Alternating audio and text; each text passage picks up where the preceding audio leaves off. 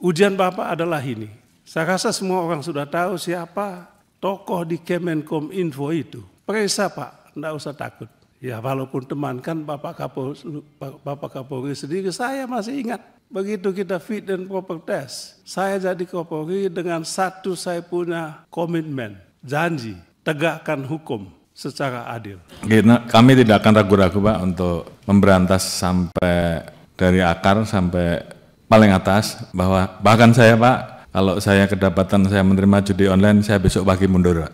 Pengungkapan kasus yang melibatkan pegawai Kementerian Komunikasi gitu kan.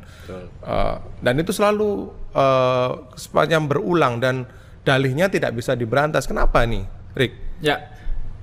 Ada dua hal ya dari aspek teknis ya, kita bicara aspek teknis. Yang pertama adalah kalau yang kita baca penindakannya ini baru setengah hati, Kang. Kenapa kita bilang setengah hati? Karena pertama gini, di awal-awal ketika Budi Ari yang dulu Menteri Kominfo ya, itu pernah menyebut bahwa beliau sudah menertibkan sekitar ribuan, sekitar angkanya mungkin dia sebut 9.000 lah waktu itu. Nama-nama domain situs judi online.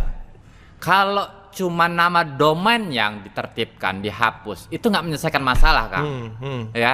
Karena sekali kita menghapus, pemilik domain itu bisa beternak nama situs baru dalam hitungan nggak sampai sejam gitu ya. Mestinya yang dicoba ditertibkan itu adalah sistem di belakangnya itu, back-end-nya itu. Itu pertama. Yang kedua adalah isu yang ikut melatari kenapa fenomena judol ini tetap eksis adalah kemudahan yang dimiliki oleh banyak orang untuk membuka rekening. Ya, kita tahu banyak rekening yang juga bisa dibuat hanya dengan menggunakan nomor telepon. Sementara penggunaan nomor telepon sendiri itu verifikasinya nggak seketat dulu. Gitu. Orang bisa dengan mudah menggunakan SIM card dan menggunakan SIM card itu untuk membuka rekening. Itu kenapa transaksi yang terkait dengan judi online itu relatif tidak bisa terdeteksi dengan baik karena ini nggak jelas pemiliknya siapa. Gitu. Dan belakangan ada semacam apa ya, tanda kutip gitu ya, Rick, inovasi gitu. Kalau dulu barangkali orang harus setor atau membayar lewat transfer bank gitu kan, ya Rick. Tapi sekarang dengan pulsa aja cukup gitu kan. Bisa dengan pulsa gitu. Artinya dari segi nama, dari segi siapa pemilik uang itu atau ya tadi tanda kutip itu rekening, jadi agak sulit dilacak karena membayar taruhan atau apapun ya itu dalam judi online itu cukup dengan pulsa gitu loh. Nah, ngomong-ngomong tadi Ricky udah menyebutkan ada sistem yang di backing nih, Rick, dari di belakang gitu.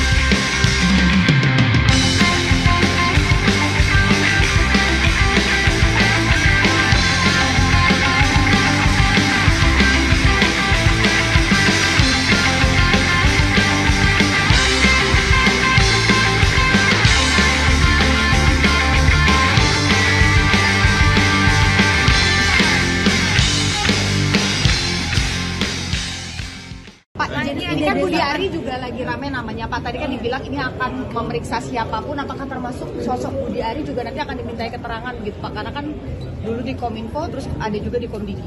Ya, saya kira kalau nanti dalam pemeriksaan yang dilakukan oleh anggota saya mengarahkan nama-nama tertentu, saya kira tentu pasti akan diproses, akan diperiksa.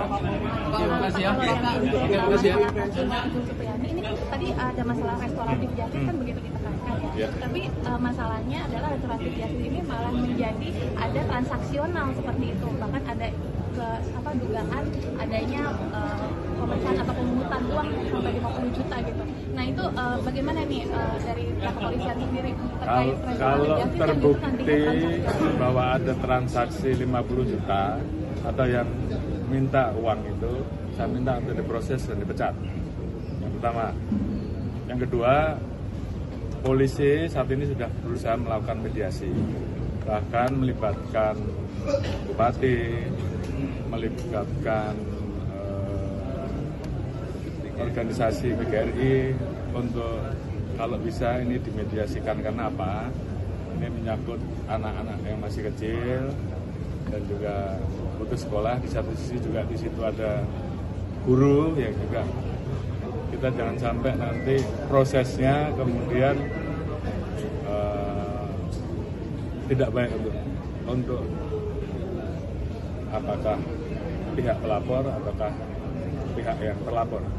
Harapan kita tentunya itu bisa diselesaikan dengan restoratif justice. Namun demikian sudah 6 kali dilaksanakan mediasi, kita harapkan proses yang dilaksanakan sekarang bisa menghasilkan hasil yang baik sehingga kemudian sama-sama memiliki keadilan. Saya kira apa yang bisa kita lakukan, namun demikian kita tentunya memiliki keterbatasan.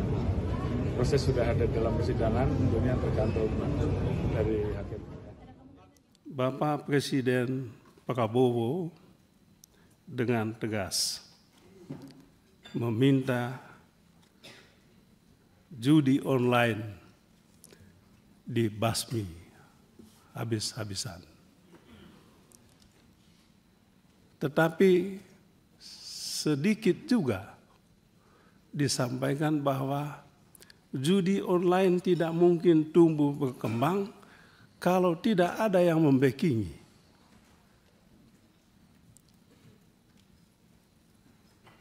Saya masih ingat masa silam. Masa silam itu 45-45 tahun. Ketika kita masih ribut-ribut soal satgas-satgas yang ada di Mabes Polri. Dan pada saat itu ada Satgas Merah Putih, ada Satgas Satya Nusantara, apalagi itu ya, Satgas-Satgas. Dan saya masih ingat betul, salah satu isu yang diangkat pada saat itu adalah soal judi online ini. 303. Dan judi online ini.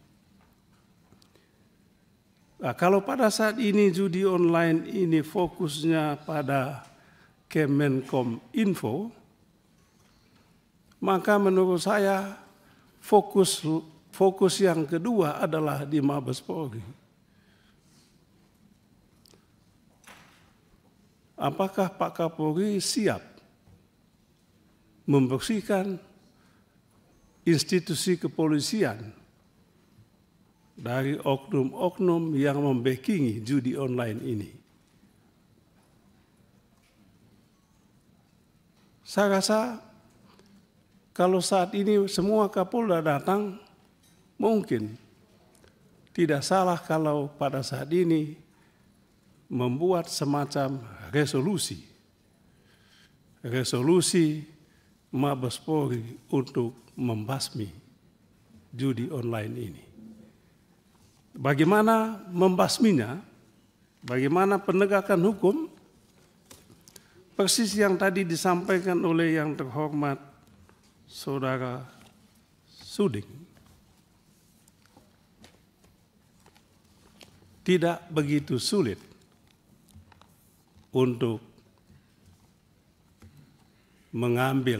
menangkap di Kemenkom Info itu. Yang bikin sulit adalah kemauan. Apakah ada kemauan? Ada kemauan. Yang sulit yang kedua adalah apakah ada keberanian? Dua hal ini. Saya yakin, saya percaya Pak Kapolri. Dia punya kemauan, kemampuan, keberanian juga. Tapi saya takut sekali yang dihadapi adalah tembok. Oleh sebab itu, dalam bacaan saya tadi, kalau semua Pak Kapolda dikumpulkan saat ini, sebetulnya Bapak Kapolri sedang membangun kekuatan untuk merobohkan tembok itu. Pak Kapolri lakukan itu. Kami tadi bahas internal ini, teman-teman menyatakan siap mendukung. Libas itu Bapak. Lalu Pak Suding tadi bilang, jangan lupa kalau Kemenkom infonya dilibas, bagaimana teman-teman di Mabesa, itu juga masalah. Saya yakin Pak Listio juga, Pak Kapolri, mohon maaf saya sebut nama, Pak Kapolri juga punya kemampuan dan keberanian untuk itu. Kami siap mendukung penuh itu Pak. Walaupun partai kami Demokrat suaranya sedikit, kursinya sedikit kali ini, kami sepenuhnya mendukung langkah Bapak. Dan kalau Bapak Presiden berkenan, lanjutkanlah Bapak jadi Kapolri ini. Banyak prestasi kita harus akui, tapi saya tidak mau mengungkapkan prestasi terlalu. Saya rasa Bapak tidak butuh pujian. Yang dibutuhkan adalah pujian rakyat, dan hasil survei memang membuktikan bahwa prestasi yang Bapak ukir selama Bapak memimpin institusi ini luar biasa. Bahwa ada masalah 1-2 itu biasa. Ujian Bapak adalah ini. Saya rasa semua orang sudah tahu siapa tokoh di Kemenkom Info itu. Periksa Pak, enggak usah takut. Ya walaupun teman kan Bapak Kapolri sendiri, saya masih ingat. Begitu kita fit and proper test, saya jadi Kapolri dengan satu saya punya komitmen, janji, tegakkan hukum secara adil. Jangan hukum tajam ke orang kecil, tetapi lumpuh ke yang punya kekuasaan, apakah kuasa duit maupun kuasa politik. Presiden Prabowo menegaskan, ancaman utama kita adalah kuasa uang. Dan kuasa uang ini yang membuat institusi penegak hukum lumpuh. Saya yakin Bapak siap dan punya keberanian untuk itu. Pertama terkait dengan masalah pemberantasan judi online Bapak. Jadi mohon izin sesuai dengan apa yang menjadi arahan Bapak Presiden, tentunya saat ini kami berusaha agar masalah judi online ini betul-betul bisa kita berantas. Kami berkoordinasi setiap hari dengan PPATK untuk meminta data, karena memang ada data intelijen yang harus kemudian kita tuangkan menjadi data yang bisa digunakan untuk penyidikan. Oleh karena itu tentunya kami perlu bertemu berkali-kali untuk bisa menyambungkan data itu atau memperjelas data intelijen itu menjadi alat bukti yang bisa kita gunakan untuk penyidikan. Yang jelas Pak, sesuai dengan apa yang tadi Bapak-bapak dan ibu-ibu sampaikan, bahwa kami tidak berhenti sampai di sini. Memang kami belum mengungkap atau merilis karena memang belum selesai Pak. Jadi tentunya kalau kami sudah bisa menuntaskan terkait dengan jaringan yang terlibat di dalam judi online, tadi saya sudah sampaikan bahwa kami tidak akan ragu-ragu Pak untuk memberantas sampai dari akar sampai paling atas. Bahkan saya Pak, kalau saya kedapatan saya menerima judi online, saya besok pagi mundur Pak.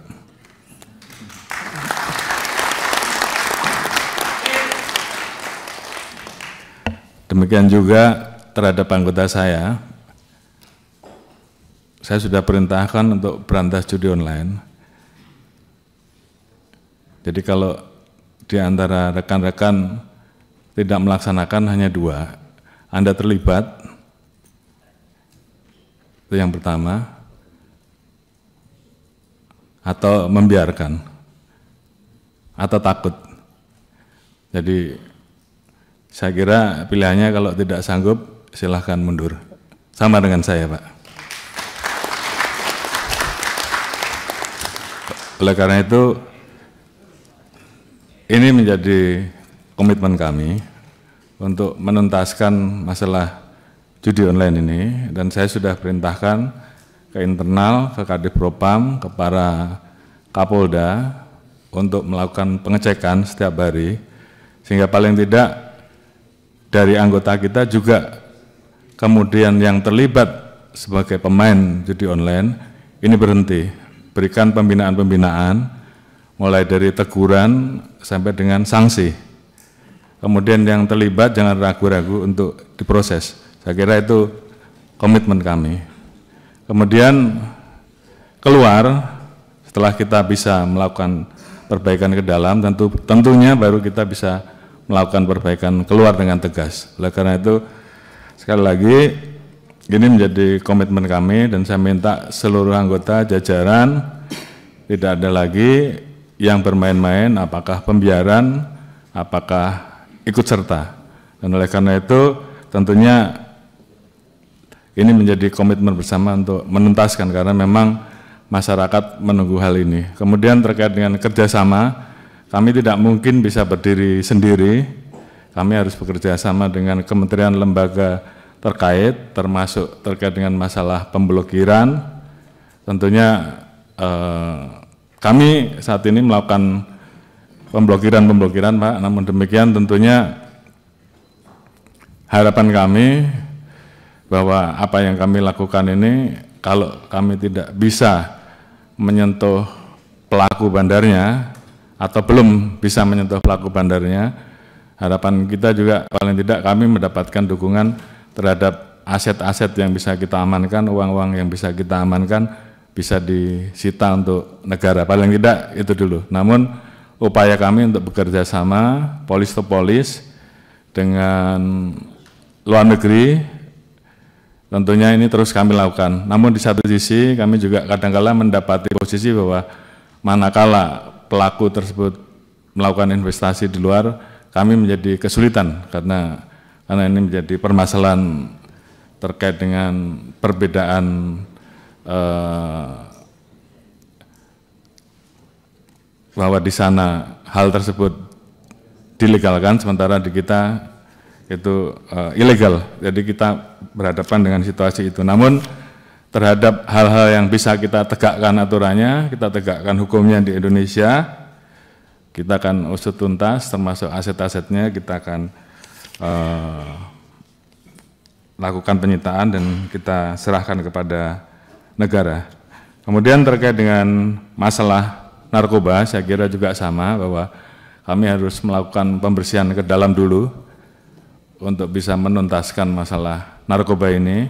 Oleh karena itu saya minta kepada para Kapolda, para pimpinan, Kapolres dan semuanya untuk setiap saat melakukan pengecekan, melaksanakan sidak ke dalam sehingga kita bisa tahu apakah ada anggota kita yang menjadi pengguna atau tidak. Baru setelah itu lakukan pemberantasan narkoba terhadap yang sudah jelas tadi disampaikan oleh beliau-beliau bahwa ada wilayah-wilayah yang orang bertransaksi bebas. Istilahnya di kami ada istilah one stop service. Dia datang masuk ke tempat tersebut, kampung tersebut, disiapkan tempatnya, kemudian setelah selesai dia bisa pergi. Jadi ya memang kondisi di lapangan yang kita dapatkan seperti itu. Oleh karena itu terhadap hal yang seperti ini tentunya tidak bisa kita biarkan.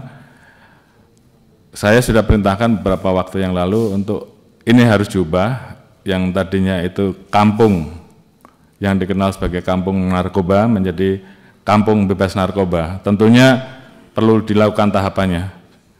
Setelah kampung itu dibebaskan, bagaimana terhadap para penggunanya. Oleh karena itu tadi kami sampaikan bahwa kami harus bekerja sama dengan pemerintah daerah, pemerintah provinsi, pemerintah pusat untuk membangun balai-balai rehabilitasi, termasuk juga rumah sakit sehingga kemudian mereka yang sudah terlanjur sebagai pengguna ini betul-betul bisa disembuhkan.